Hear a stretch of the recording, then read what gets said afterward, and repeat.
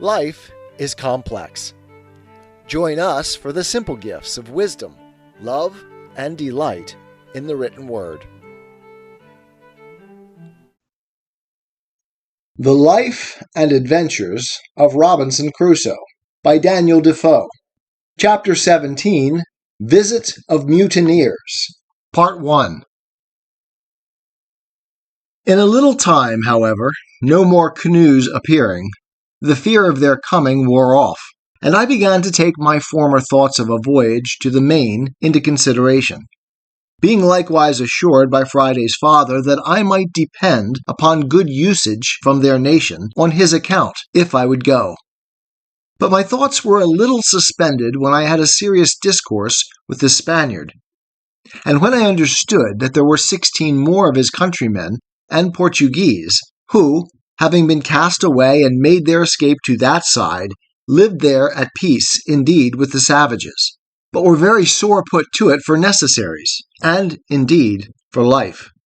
I asked him all the particulars of their voyage, and found they were a Spanish ship, bound from the Rio de la Plata to the Havana, being directed to leave their loading there, which was chiefly hides and silver, and to bring back what European goods they could meet with there.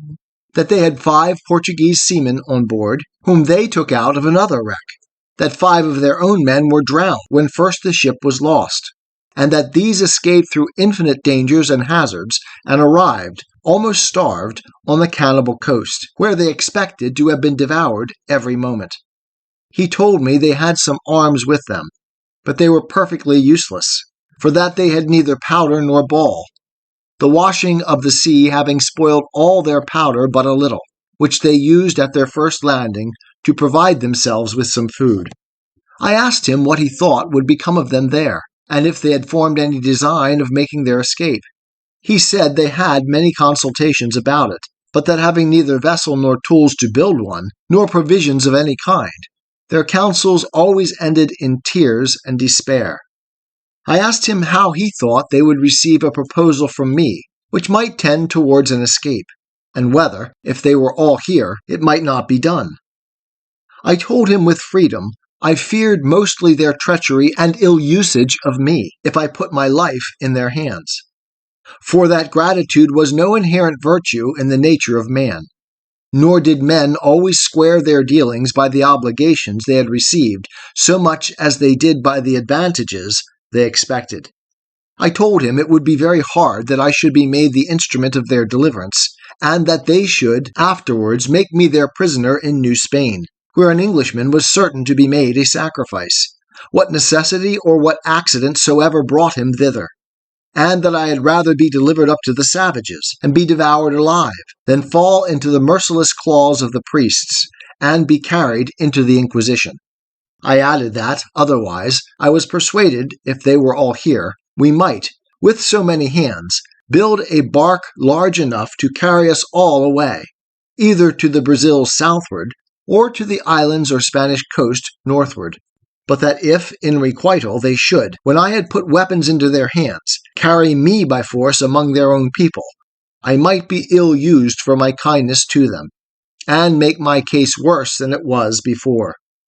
He answered, with a great deal of candor and ingenuousness, that their condition was so miserable, and that they were so sensible of it, that he believed they would abhor the thought of using any man unkindly that should contribute to their deliverance, and that if I pleased, he would go to them with the old man, and discourse with them about it, and return again and bring me their answer, that he would make conditions with them upon their solemn oath, that they should be absolutely under my direction as their commander and captain, and they should swear upon the holy sacraments and gospel to be true to me, and go to such Christian country as I should agree to, and no other, and to be directed wholly and absolutely by my orders till they were landed safely in such country as I intended, and that he would bring a contract from them, under their hands, for that purpose.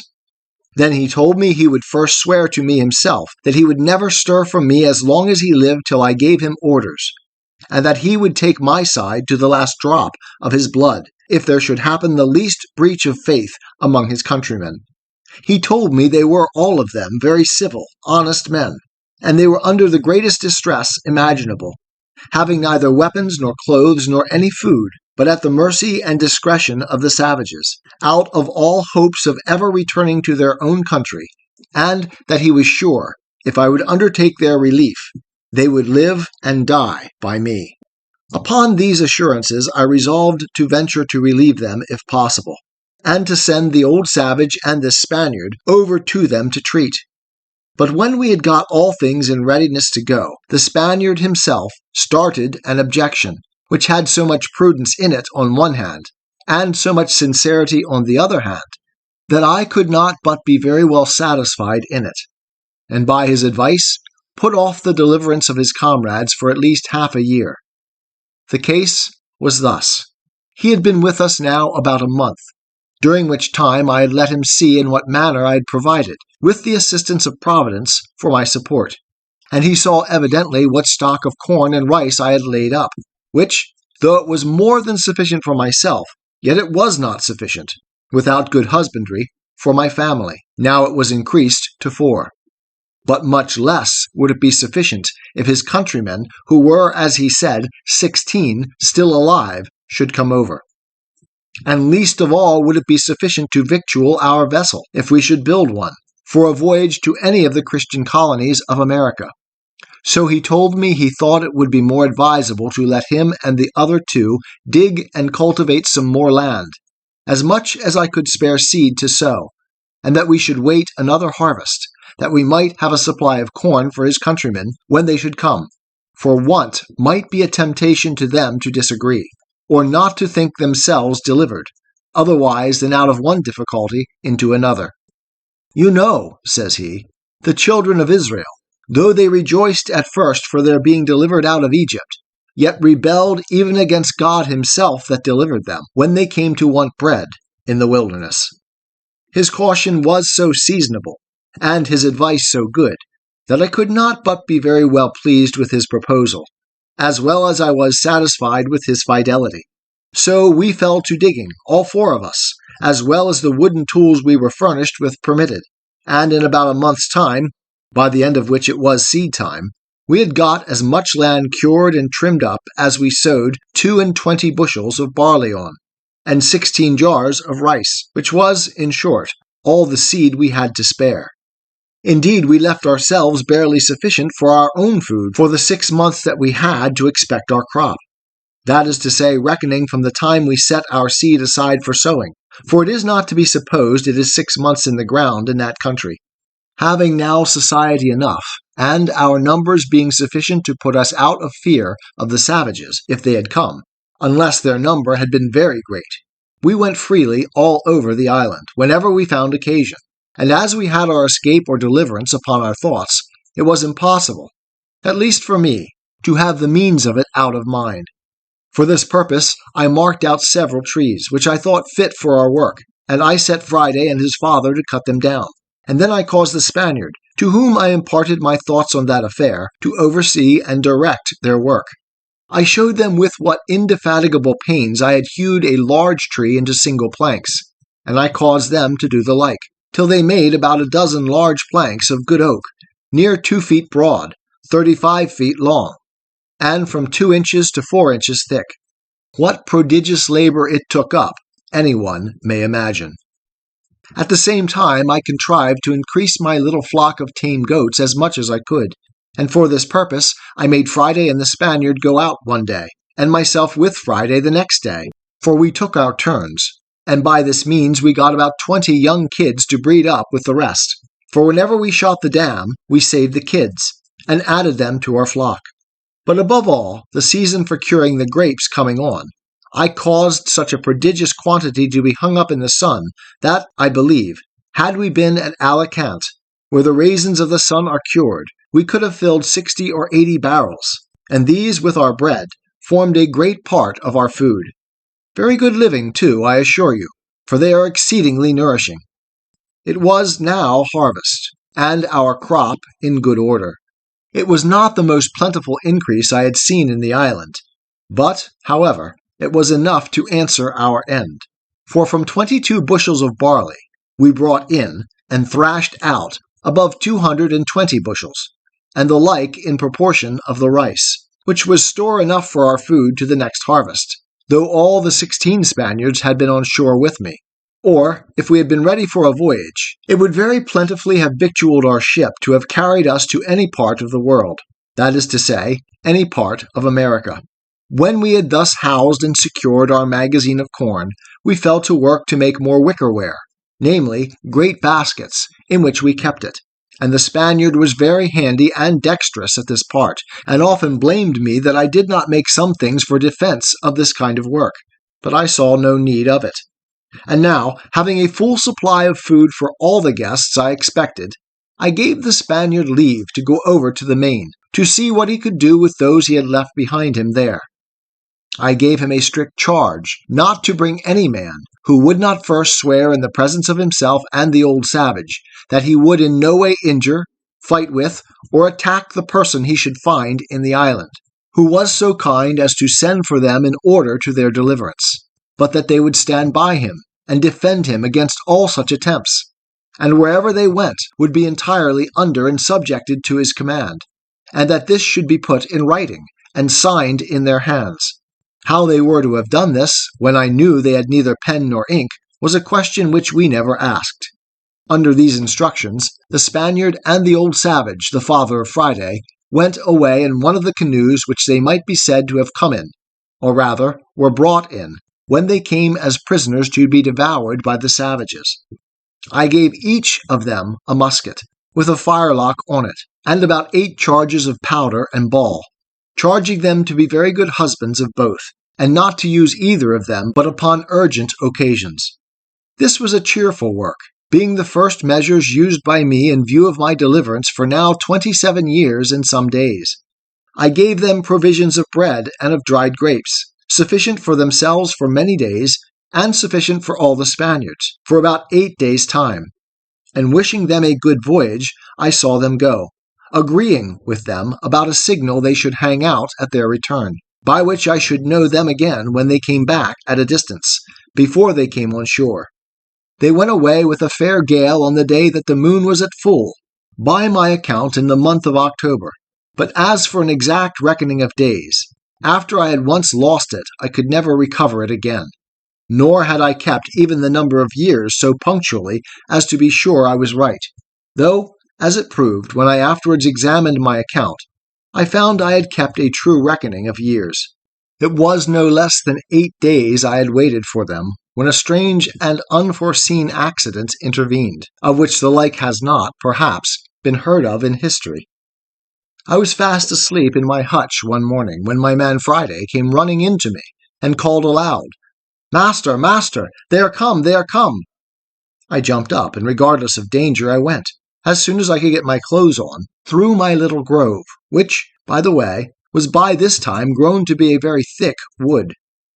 I say, regardless of danger, I went without my arms, which was not my custom to do.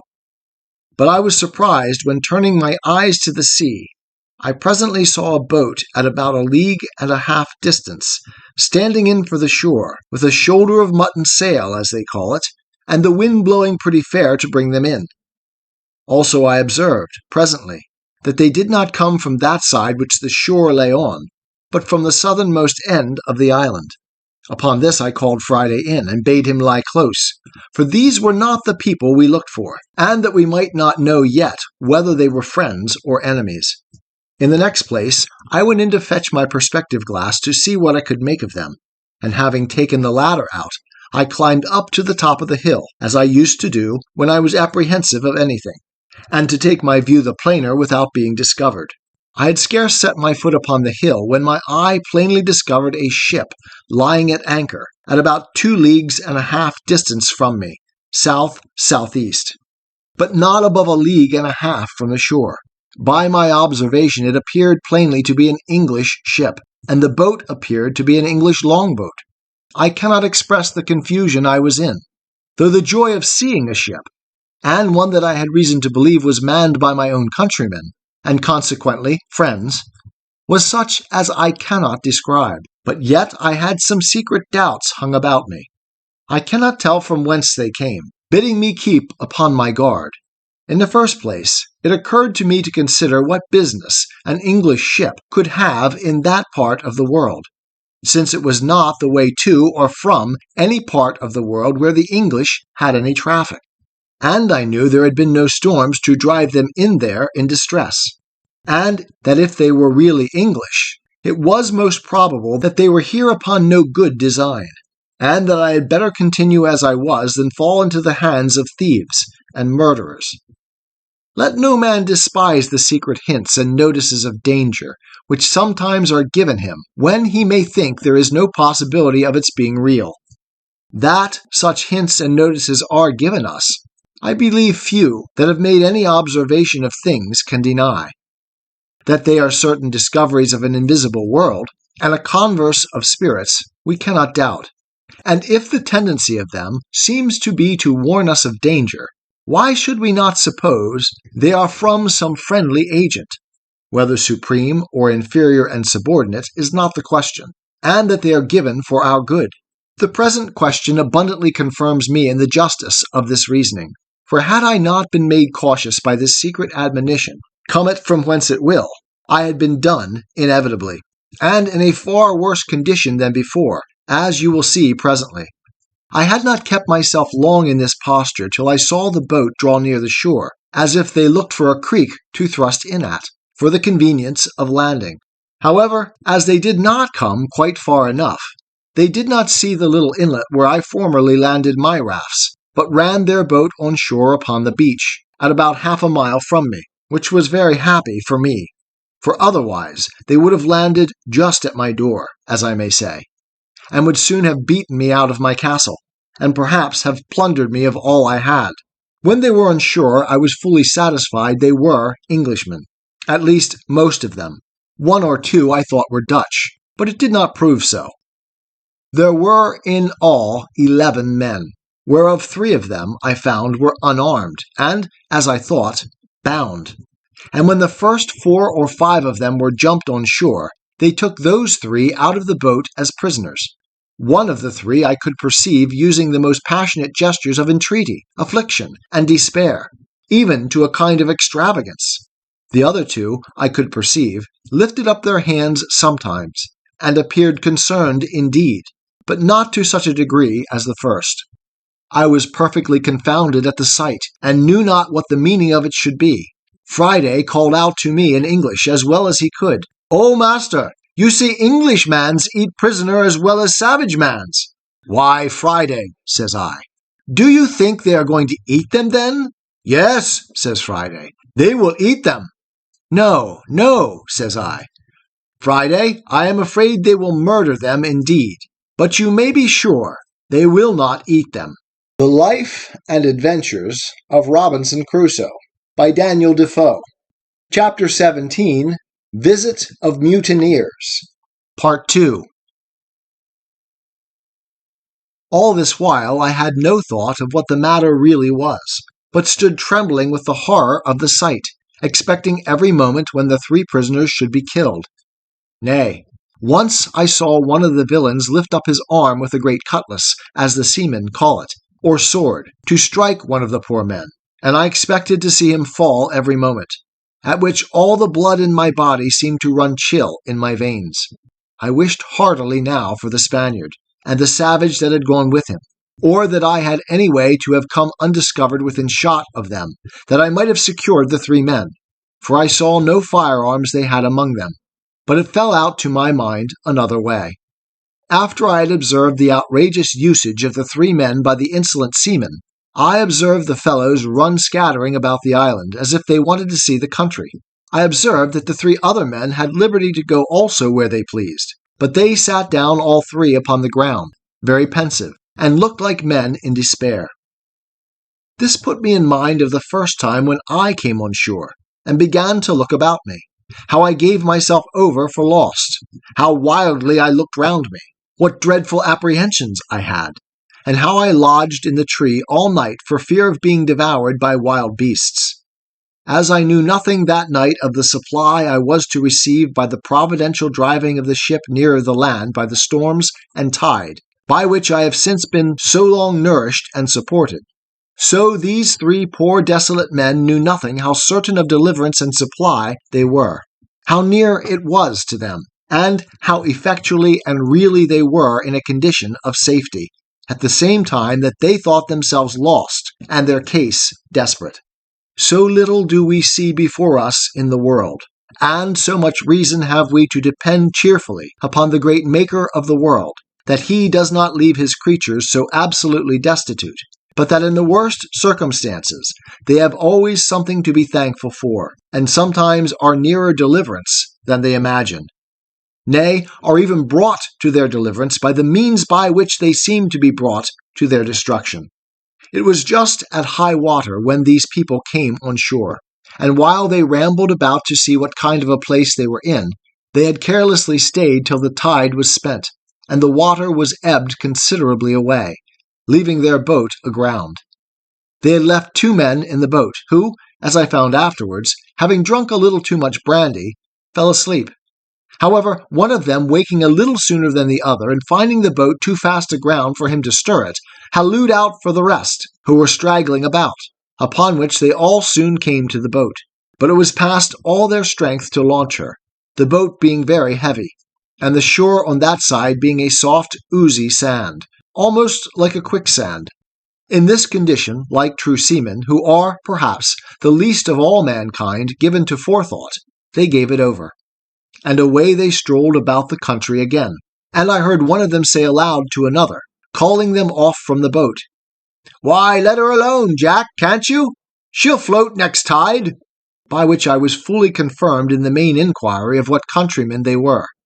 All this while I kept myself very close, not once daring to stir out of my castle any farther than to my place of observation near the top of the hill, and very glad I was to think how well it was fortified.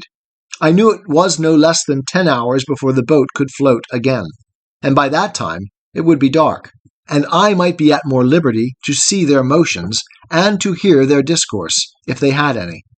In the meantime, I fitted myself up for a battle as before, though with more caution, knowing I had to do with another kind of enemy than I had at first. I ordered Friday also, whom I had made an excellent marksman with his gun, to load himself with arms. I took myself 2 fowling pieces, and I gave him 3 muskets. My figure, indeed, was very fierce. I had my formidable goatskin coat on, with the great cap I have mentioned, a naked sword by my side, 2 pistols in my belt, and a gun upon each shoulder. It was my design, as I said above, not to have made any attempt till it was dark, but about 2 o'clock, being the heat of the day, I found that they were all gone straggling into the woods, and, as I thought, laid down to sleep. The 3 poor distressed men, too anxious for their condition to get any sleep, had, however, sat down under the shelter of a great tree, at about 1/4 of a mile from me, and, as I thought, out of sight of any of the rest. Upon this I resolved to discover myself to them, and learn something of their condition. Immediately I marched as above, my man Friday at a good distance behind me, as formidable for his arms as I, but not making quite so staring a spectre-like figure as I did. I came as near them undiscovered as I could, and then, before any of them saw me, I called aloud to them in Spanish, "What are ye, gentlemen?" They started up at the noise, but were 10 times more confounded when they saw me, and the uncouth figure that I made. They made no answer at all, but I thought I perceived them just going to fly from me when I spoke to them in English. "Gentlemen," said I, "do not be surprised at me. Perhaps you may have a friend near when you did not expect it." "He must be sent directly from heaven, then," said one of them very gravely to me, and pulling off his hat at the same time to me, "for our condition is past the help of man." "All help is from heaven, sir," said I. "But can you put a stranger in the way to help you? For you seem to be in some great distress. I saw you when you landed, and when you seemed to make application to the brutes that came with you, I saw one of them lift up his sword to kill you." The poor man, with tears running down his face and trembling, looking like one astonished, returned, "Am I talking to God or man? Is it a real man or an angel?" "Be in no fear about that, sir," said I. If God had sent an angel to relieve you, he would have come better clothed and armed after another manner than you see me. Pray lay aside your fears. I am a man, an Englishman, and disposed to assist you. You see, I have one servant only. We have arms and ammunition. Tell us freely, can we serve you? What is your case?" "Our case, sir," said he, "is too long to tell you while our murderers are so near us. But in short, sir, I was commander of that ship. My men have mutinied against me. They have been hardly prevailed on not to murder me, and, at last, have set me on shore in this desolate place, with these 2 men with me, one my mate, the other a passenger, where we expected to perish, believing the place to be uninhabited, and know not yet what to think of it." "Where are these brutes, your enemies?" said I. "Do you know where they are gone?" "There they lie, sir," said he, pointing to a thicket of trees. "My heart trembles for fear they have seen us and heard you speak. If they have, they will certainly murder us all." "Have they any firearms?" said I. He answered, "They had only 2 pieces, one of which they left in the boat." "Well then," said I, "leave the rest to me. I see they are all asleep. It is an easy thing to kill them all, but shall we rather take them prisoners?" He told me there were 2 desperate villains among them, that it was scarce safe to show any mercy to. But if they were secured, he believed all the rest would return to their duty. I asked him which they were. He told me he could not at that distance distinguish them, but he would obey my orders in anything I would direct. "Well," says I, "let us retreat out of their view or hearing lest they awake, and we will resolve further." So they willingly went back with me, till the woods covered us from them. "Look you, sir," said I, "if I venture upon your deliverance, are you willing to make 2 conditions with me?" He anticipated my proposal by telling me that both he and the ship, if recovered, should be wholly directed and commanded by me in everything. And if the ship was not recovered, he would live and die with me in what part of the world soever I would send him. And the other 2 men said the same. "Well," says I, "my conditions are but 2. First, that while you stay in this island with me, you will not pretend to any authority here. And if I put arms in your hands, you will, upon all occasions, give them up to me, and do no prejudice to me or mine upon this island, and in the meantime be governed by my orders. Secondly, that if the ship is or may be recovered, you will carry me and my man to England passage free." He gave me all the assurances that the invention or faith of man could devise, that he would comply with these most reasonable demands, and besides would owe his life to me, and acknowledge it upon all occasions as long as he lived. "Well then," said I, "here are 3 muskets for you, with powder and ball. Tell me next what you think is proper to be done." He showed all the testimonies of his gratitude that he was able, but offered to be wholly guided by me. I told him I thought it was very hard venturing anything, but the best method I could think of was to fire on them at once as they lay, and if any were not killed at the first volley, and offered to submit, we might save them, and so put it wholly upon God's providence to direct the shot. He said, very modestly, that he was loath to kill them if he could help it, but that those 2 were incorrigible villains, and had been the authors of all the mutiny in the ship, and if they escaped, we should be undone still, for they would go on board and bring the whole ship's company and destroy us all. "Well then," says I, "necessity legitimates my advice, for it is the only way to save our lives." However, seeing him still cautious of shedding blood, I told him they should go themselves, and manage as they found convenient. In the middle of this discourse, we heard some of them awake, and soon after we saw 2 of them on their feet. I asked him if either of them were the heads of the mutiny. He said, "No." "Well then," said I, "you may let them escape, and Providence seems to have awakened them on purpose to save themselves. Now," says I, "if the rest escape you, it is your fault." Animated with this, he took the musket I had given him in his hand, and a pistol in his belt, and his 2 comrades with him, with each a piece in his hand. The two men who were with him, going first, made some noise, at which one of the seamen who was awake turned about, and seeing them coming, cried out to the rest, but was too late then, for the moment he cried out, they fired. I mean the two men, the captain wisely reserving his own piece. They had so well aimed their shot at the men they knew, that one of them was killed on the spot, and the other very much wounded. But not being dead, he started up on his feet, and called eagerly for help to the other.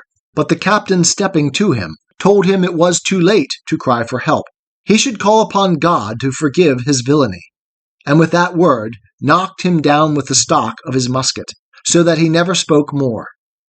There were 3 more in the company, and one of them was slightly wounded.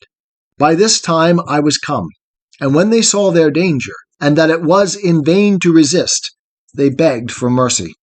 The captain told them he would spare their lives if they would give him an assurance of their abhorrence of the treachery they had been guilty of, and would swear to be faithful to him in recovering the ship, and afterwards in carrying her back to Jamaica, from whence they came.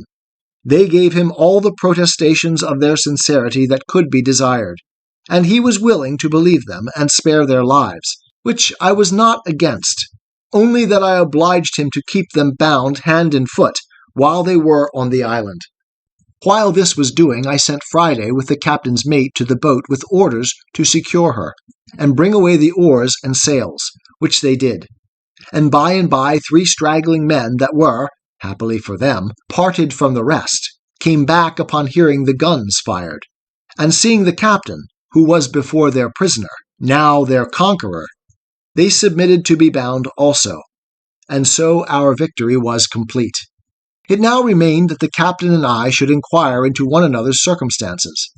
I began first, and told him my whole story, which he heard with an attention even to amazement, and particularly at the wonderful manner of my being furnished with provisions and ammunition. And indeed, as my story is a whole collection of wonders, it affected him deeply. But when he reflected from thence upon himself, and how I seemed to have been preserved there on purpose to save his life, the tears ran down his face, and he could not speak a word more. After this communication was at an end, I carried him and his 2 men into my apartment, leading them in just where I came out, namely at the top of the house, where I refreshed them with such provisions as I had, and showed them all the contrivances I had made during my long inhabiting that place. All I showed them, all I said to them, was perfectly amazing.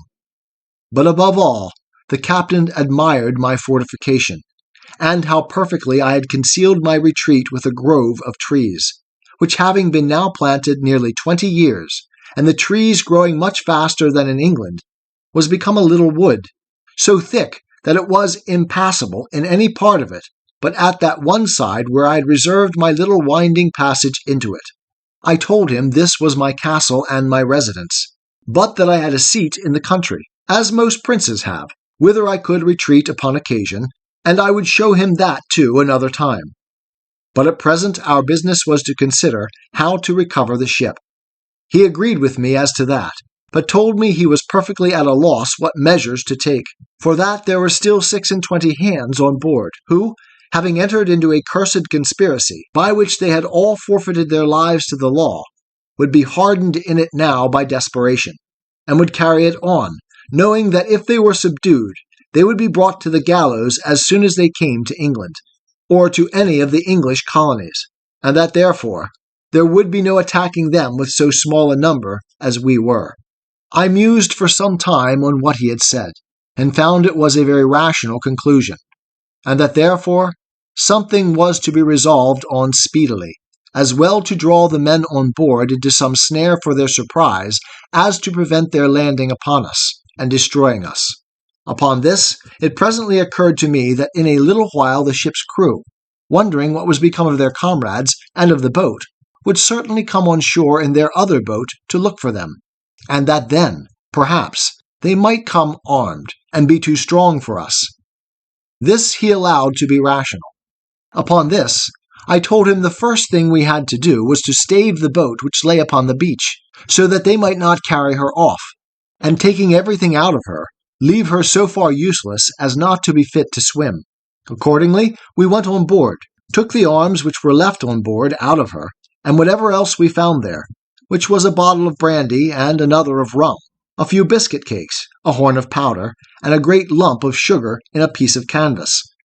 The sugar was 5 or 6 pounds, all of which was very welcome to me, especially the brandy and sugar, of which I had none left for many years. When we had carried all these things on shore, the oars, mast, sail, and rudder of the boat were carried away before, we knocked a great hole in her bottom, that if they had come strong enough to master us, yet they would not carry off the boat. Indeed, it was not much in my thoughts that we could be able to recover the ship, but my view was, that if they went away without the boat, I did not much question to make her again fit to carry us to the Leeward Islands, and call upon our friends the Spaniards in my way, for I had them still in my thoughts.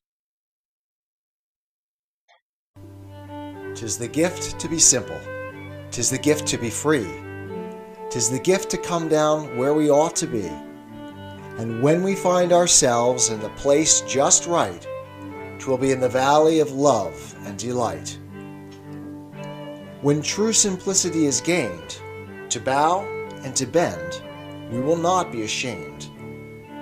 To turn will be our delight, till by turning, we come round right.